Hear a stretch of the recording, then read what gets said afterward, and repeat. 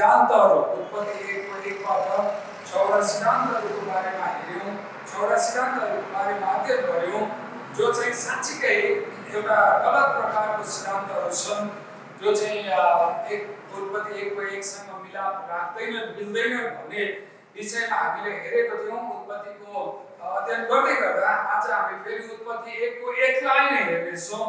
उत्पत्ति 1:1 मा भएका 5 वटा शब्दहरूको बारेमा हामी अध्ययन गर्नेछौँ।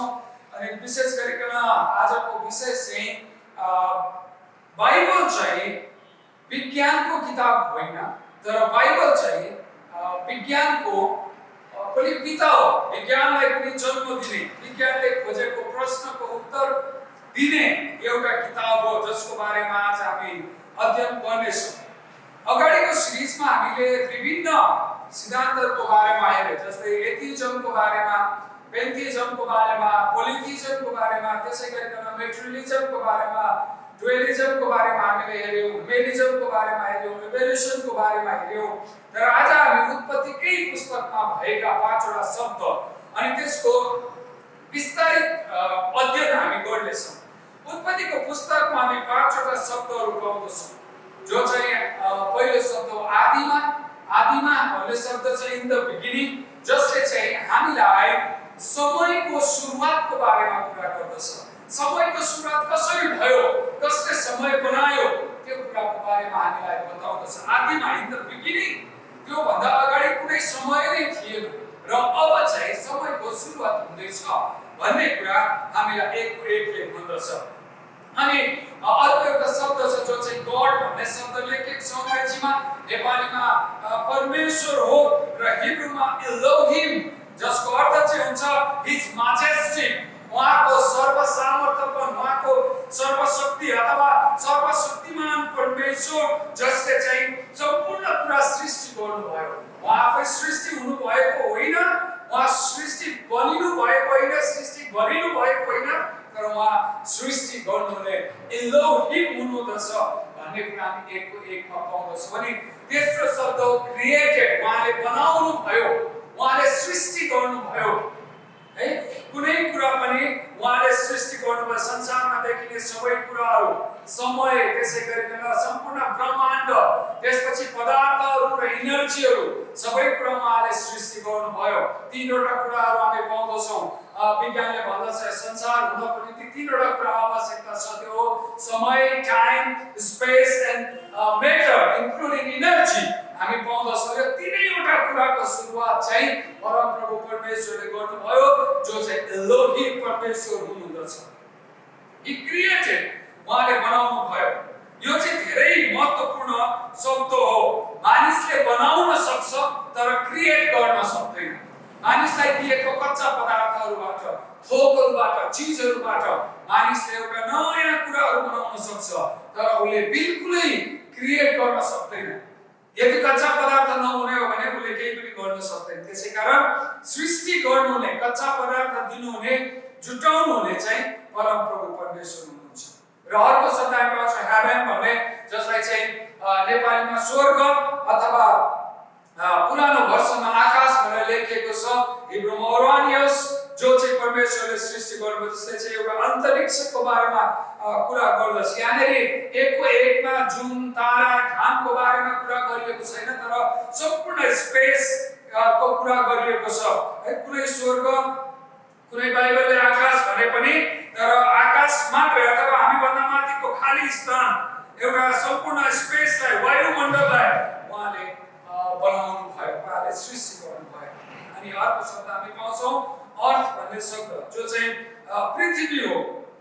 पृथ्वी उहाँले सृष्टि गर्नुभयो। यहाँ पृथ्वी बनाउने भन्ने शब्दमा 1:1 मा उहाँले झार, रुखपातहरू अनि यहाँ भएका जनावरहरू, जन्तुहरू, जीवहरूको बारेमा कुरा गर्नुभएको छैन, तर पृथ्वी मात्रै उहाँले बनाउनु भयो। यसको फर्मको पनि कुरा गरिएको छैन। अहिले हामी पछि हेर्नेछौँ। यहाँ चाहिँ जस्ट पृथ्वी बनाइएको छ, मेटरको कुरा गरिएको छ, पदार्थको कुरा गरिएको छ, इन्क्लुडिङ एनर्जीको कुरा गरिएको छ। सम्पूर्ण पदार्थको पिता, सम्पूर्ण ब्रह्माण्डको पिता, सम्पूर्ण समयको पिता अनि सम्पूर्ण स्वर्ग र पृथ्वीको पिता उहाँ चाहिँ परमप्रभु परमेश्वर, एलोहिम परमेश्वर, जो चाहिँ सर्वशक्तिमान परमेश्वर हुनुहुन्छ। वैज्ञानिकहरू र दार्शनिकहरूको विचारमा यो ब्रह्माण्ड, यो युनिभर्स चाहिँ तीनवटा कुराहरूको मेल हो, तीनवटा कुराहरू मिलेर बनेको छ। ओके, तीनवटा कुराहरू मिलेर बनेको छ। त्यो चाहिँ हो समय, टाइम, स्पेस, अन्तरिक्ष, पदार्थ, हैन, ऊर्जा, शक्तिहरू, मेटरहरू, यी कुराहरू, तीनवटा कुराहरू, समय जसको टाइम, त्यसै गरिकन स्पेस जो चाहिँ अन्तरिक्ष हो, त्यसै गरिकन पदार्थ, मेटर जो चाहिँ इन्क्लुडिङ इनर्जी अथवा ऊर्जा शक्तिसँग तीनवटा कुराहरू मिलेर भएको छ, बनिएको छ, यसको व्याख्या गरिएको छ। तर तिनै कुरा, तिनैवटा कच्चा पदार्थहरू, र मेटेरियल्सहरू, यी पदार्थहरू, समय, अन्तरिक्ष र पदार्थको क्रिएटर चाहिँ को? कहाँबाट यी कुराहरू आए? यो कहाँबाट आउँदछ? बाइबलले भन्छ एलोही अथवा सर्वशक्तिमान परम प्रभु परमेश्वरले यो सृष्टि गर्नुभयो, यो बनाउनु भयो। प्रियहरू, विज्ञानले आजभन्दा 100-200 वर्ष अगाडि यसको खोजी गर्न चाहिँ यसको अनुसन्धान गरिराखेको छ, कहाँबाट बन्यो, कसरी आयो, तर पनि अहिलेसम्म यसको कुनै पनि टुङ्गो लागेको छैन। कसरी सुरुवात भयो थाहा छैन, समय कहिले सुरु भयो थाहा छैन, पदार्थहरू कहिले थाहा छैन, सुरु भयो त्यो पनि थाहा छैन। अनि त्यसै गरिकन यो स्पेस कसरी बन्यो, कहाँबाट आयो, कसरी सुरुवात भयो त्यो पनि थाहा छैन। हामी विशेष गरिकन हुन सक्छ, परह्याप्स, मेबी भन्ने जब हामी शब्दहरू पाउँछौँ, जब हामी शब्दहरू देख्दछौँ, तब यो हुन पनि सक्छ, नहुन पनि सक्छ। विज्ञानले यो कुरा गर्छ। तर बाइबलले एक उत्पत्तिको पुस्तकमा पहिलो पुस्तकको पहिलो अध्यायको पहिलो पदको पहिलो शब्दले नै हामीलाई यो कुरा स्पष्ट बनाउँदछ, उहाँ चाहिँ क्रिएटर हुनुहुन्छ, उहाँ बनाउनु हुने परमेश्वर हुनुहुन्छ, उहाँ बनाउन सक्नुहुने सृष्टिकर्ता परमेश्वर हुनुहुन्छ, पक्का पनि उहाँ एलोही हुनुहुन्छ। त्यसै गरिकन हामी पाउँदछौँ यो विशेष गरिकन उत्पत्ति 1:1 आधारमा मात्र होइन, हाम्रो सोचाइको मूल आधारभूत पद नै 1:1 हो। उत्पत्ति 1:1 हो। तीनवटा पदार्थहरूको बारेमा विज्ञान र दर्शन शास्त्रहरूमा भएका कुराहरू हामी हेर्नेछौँ। अलिकति छोटो रूपमा समय, टाइम, बाइबलले भन्छ इन द बिगिनिङ, आदिमा जो चाहिँ समयको सुरुवात, यहाँबाट चाहिँ समयको सुरु हुँदछ। त्यो भन्दा अगाडि कुनै समय थिएन। पुरानो पृथ्वी अथवा पुरानो सृष्टि भएको कुरालाई, इभोल्युसन थ्योरीलाई, विज्ञान र सिद्धान्तहरूको विचारमा, फिलोसोफरहरूको विचारमा, उनीहरूको सिद्धान्तलाई हेर्ने हो भने यो पृथ्वीको सुरुवात करिबन 4.6 बिलियन पहिलाबाट सुरु भएको हो। 4.6 बिलियन, जो चाहिँ लाखौं भन्दा माथि जाँदछ। इभोल्युसन थ्योरीले पनि यो कुरा भन्दछ। वैज्ञानिकहरू, दार्शनिकहरू नयाँ पृथ्वी चाहिँ, बाइबलमा भनेको पृथ्वी चाहिँ, एलोहीले सृष्टि गर्नुभएको पृथ्वी चाहिँ म्याक्सिमम 5000 देखि 10000 वर्षको बीचमा सृष्टि भएको छ। म यसको रिजन पनि म तपाईलाई अहिले भन्दैछु पछाडि। पुरानो विचारमा अथवा इभोल्युसन थ्योरी अथवा विज्ञानको विचार अथवा विशेष गरेर फिलोसोफरहरू, दर्शन शास्त्रहरूको विचारमा पुरानो पदार्थहरू चाहिँ अनन्त छ। पदार्थहरू चाहिँ अनन्त छ। तपाईले यदि यो माटो कहाँबाट आयो त भनेर सोध्नु भयो भने यो त यही थियो। भूक्षय हुन्छ, यहाँबाट वहाँ सर्छ, वहाँबाट वहाँ सर्छ, हावाले उडाएर लान्छ, फेरि अन्त त्यो फेरि पृथ्वीमा फर्किन्छ, माटोमा आउँदछ, फेरि माटो बनिन्छ। यसको सुरुवात यही थियो, यही घुमिरहन्छ, यही घुमिरहन्छ। तर यसकै सुरुवात चाहिँ कहाँ थियो त? कहाँबाट आएको हो त? त्यो त हामीलाई पनि थाहा छैन। उनीहरूको उत्तर हामीलाई पनि थाहा छैन। वास्तवमै कहाँबाट आयो हामीलाई पनि थाहा छैन। जुन चाहिँ विज्ञानले आज लडाई गरेर खोजिरहेको छ, गरिराखेको छ खोज्नको निम्ति, तर वास्तवमा बाइबलमा 1:1ले भन्दछ परमेश्वरले सृष्टि गर्नुभयो। थाहा छैन, तर वचनले भन्छ परमेश्वरले यो कुरा सुरु गर्नुभएको, परमेश्वरले सुरुवात गर्नुभयो। स्पेसको कुरा, हामी भन्दा माथिको संसार, माथिको दुनिया, यो स्पेस, यो ब्रह्माण्ड कहाँबाट आयो?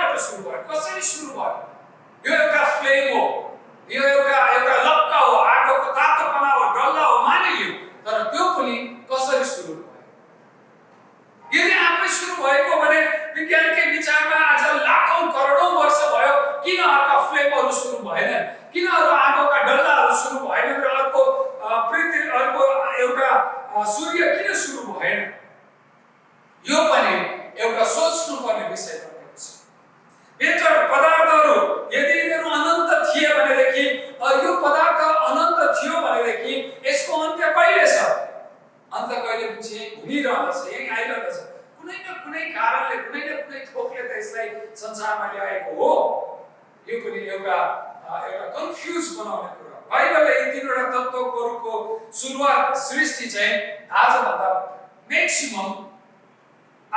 1500 वर्ष अगाडि नै मोसाको हातद्वारा यसरी सुरु भयो है, यसरी सुरु भयो भनेर स्पष्टसँग मोसाको हातद्वारा देखाइसक्नु भएको छ।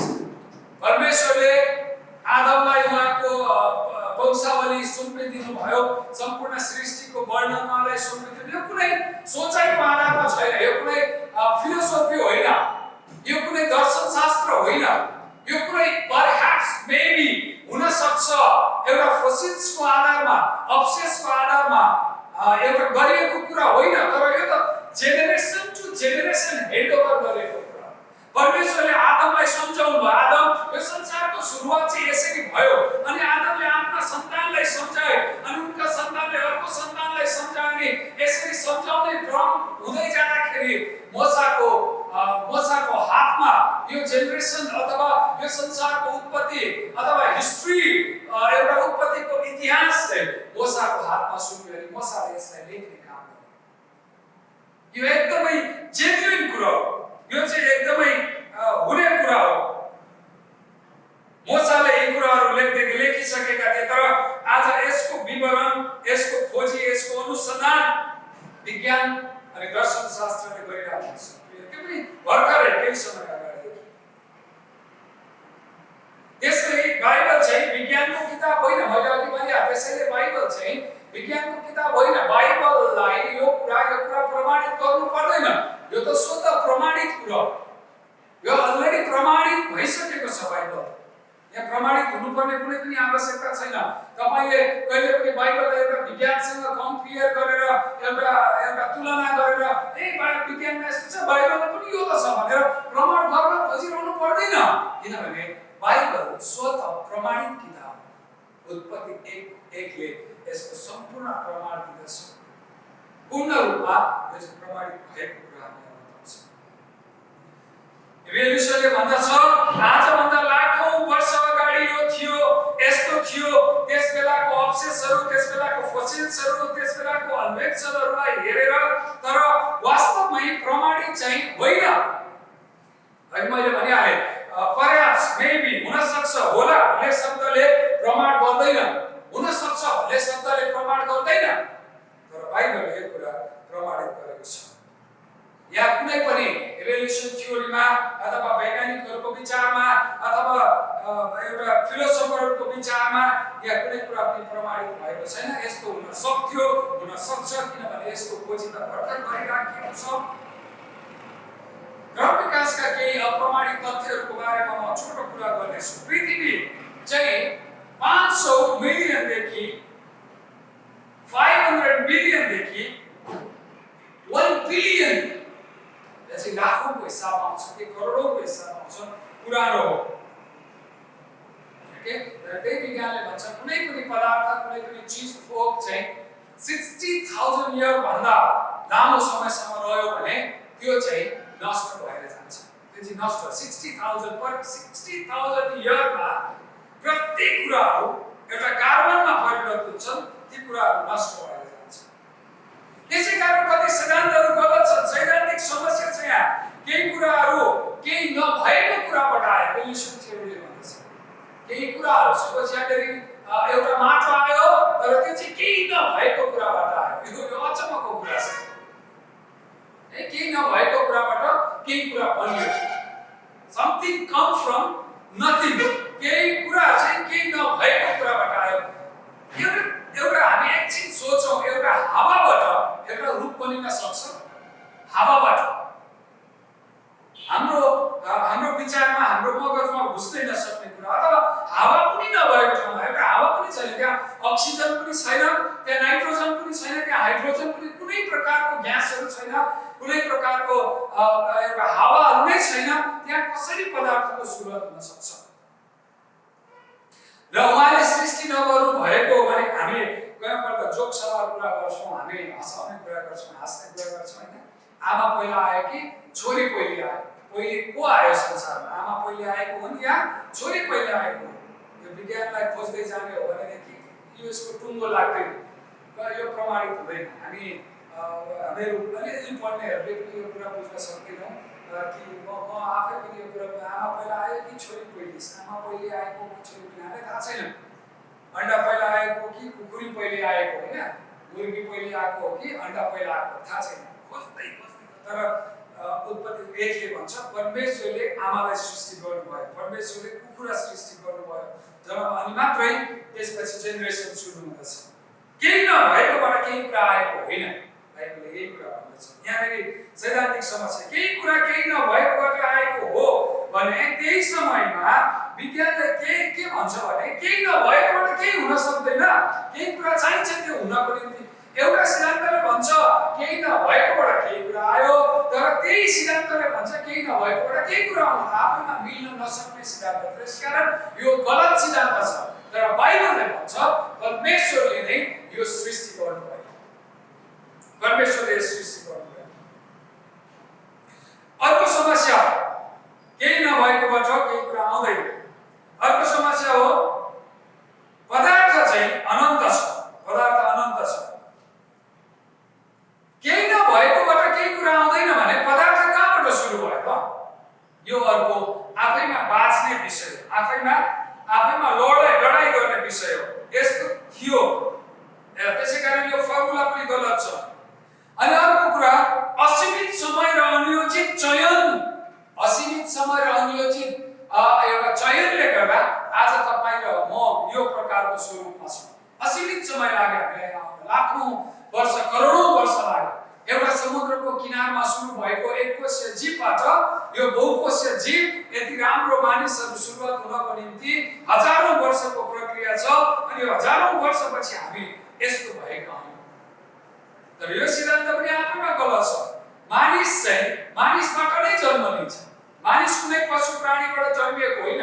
न मानिसको डिएनए, न त रगतको ग्रुप, न त उसको जोन्सहरू, क्रोमोजोन्सहरू, यी कुनै कुरा पनि एउटा पशुसँग मिल्दैन, बनिँदैन, सक्दैन, हुँदैन, मेल खाँदैन। यो कुनै इतिहासमा नै छैन।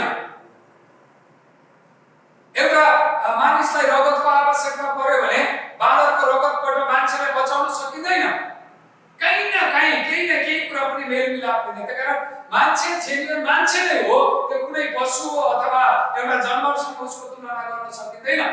आजसम्म कुनै पनि बाँदरले मान्छे जन्माएको छैन। हुनसक्छ मान्छे पहिला कुनै समयमा एउटा देख्दाखेरि बाँदर जस्तो थियो होला, त्यति बेला यस्तो साह्रो विकसित अवस्था थिएन। लुगा लगाएकोमा उनीहरूको शरीरमा स्थानअनुसारको ढाकिने रौँहरूको कुरा गर्दा डेफिनेटली मानिस जस्तो बाँदर जस्तो थियो होला, मान्छेहरू त्यस्तो देखिन्थ्यो होला। तर मानिस कतै कुनै पनि हालतमा एउटा बाँदरबाट आएको प्राणी होइन, अथवा कुनै पशुबाट कन्भर्ट भएको होइन, कुनै एककोशीय जीवबाट बहुकोशीय जीव भएको होइन, एउटा अचेतन प्राणीबाट चेतनशील प्राणीमा आएको होइन। तर यो त परमप्रभु परमेश्वरले मानिस जातिलाई नै क्रिएट गर्नुभएको, बनाउनु भएको, उहाँले सृष्टि गर्नुभएको छ। लाखौँ करोडौँ वर्षपछिको हाम्रो अनुहार यो होइन, यस्तो प्रकारको अनुहार होइन।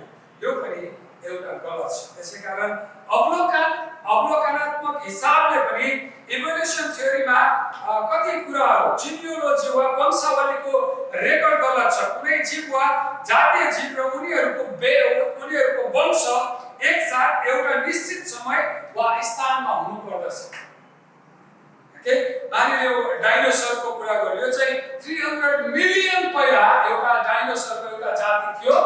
त्यो डाइनोसर चाहिँ मानिस सुरुवात हुनुभन्दा, मानिस यो अवस्थामा आउनुभन्दा 300 मिलियन वर्ष अगाडि, 300 मिलियन वर्ष पुरानो। त्यसपछि उनीहरूको वंश सक्यो, त्यसपछि अर्को वंश आयो, अर्को जानवरहरूको सुरुवात भयो।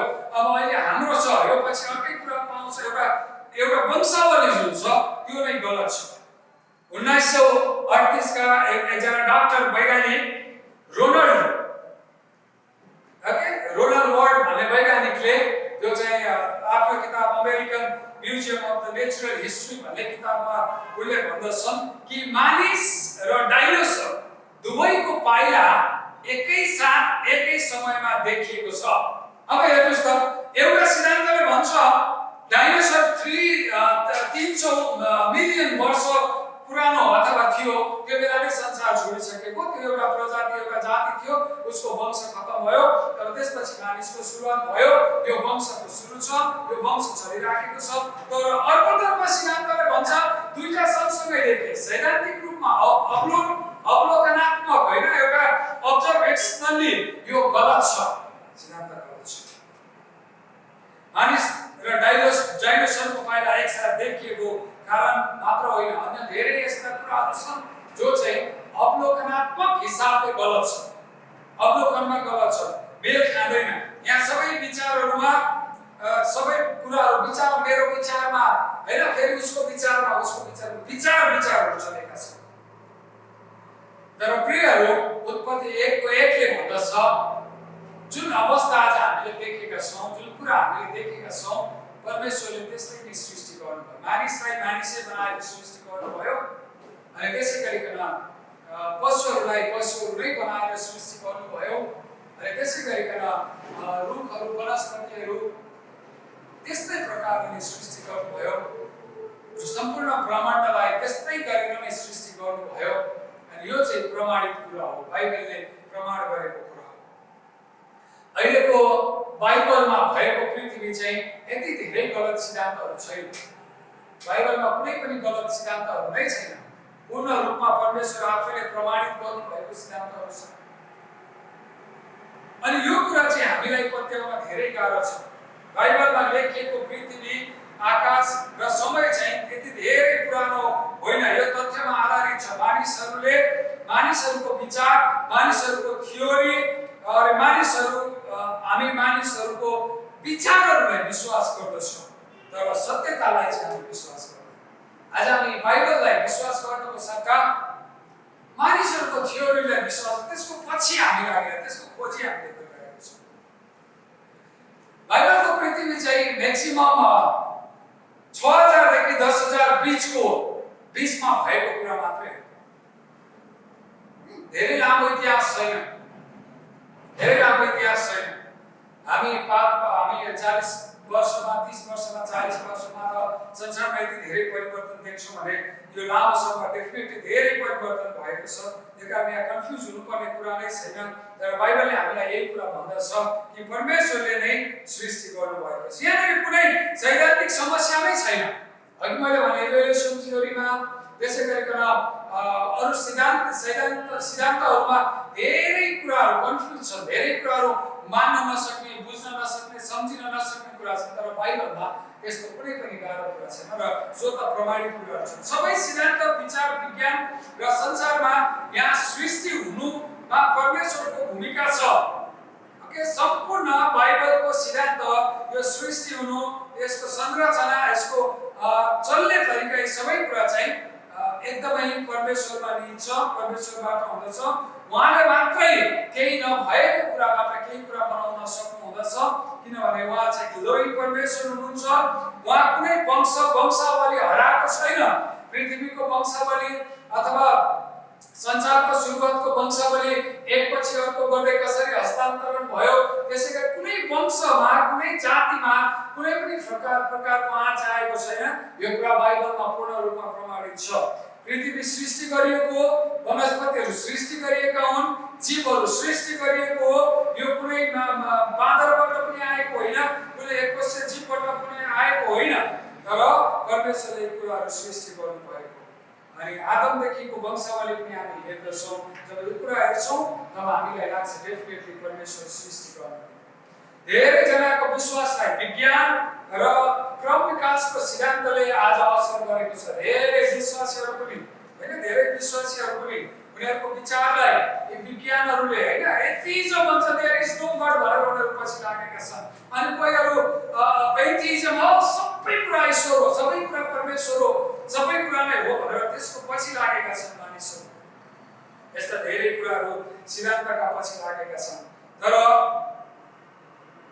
आजसम्म पनि क्रम विकासको सिद्धान्तले असर गरेको छ। आज 100 वर्षदेखि भर्खर खोजी गरिराखेका कुराहरूले असर गर्दा 10-15 वर्षदेखि त्यसले मानिस जातिको विश्वासलाई तहस-नहस बनाइराखेको छ, भत्काइराखेको छ। तर हामीले यसलाई विश्वास गर्नु पर्दैन, यसलाई विश्वास गर्ने कुनै तथ्य छैन।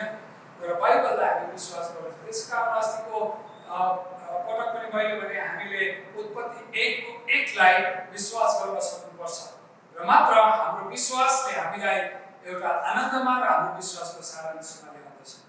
आज संसारमा भएका विभिन्न थ्योरीहरूले हाम्रो विश्वासलाई भड्काउन खोज्छ, हाम्रो विश्वासलाई नष्ट गर्न खोज्छ, तर बाइबल उत्पत्ति 1 को 1 ले भन्दछ यो सबै कुराको सुरुवात गर्नुले, सृष्टि गर्नुले, बनाउनुले परमप्रभु परमेश्वर हुनुहुन्छ। बाँकी अरु कुनै कुरा पनि होइन। सिद्धान्तहरू एउटा हुन सक्छ, इफ पोसिबल, मेबी भन्ने शब्दहरूमा आधारित छन्। तिनीहरू प्रमाणित कुराहरू होइनन्, तर बाइबल पूर्ण रूपमा प्रमाणित छ। उत्पत्ति 1 को 1 आदिमा परमेश्वरले आकाश र पृथ्वी सृष्टि गर्नुभयो।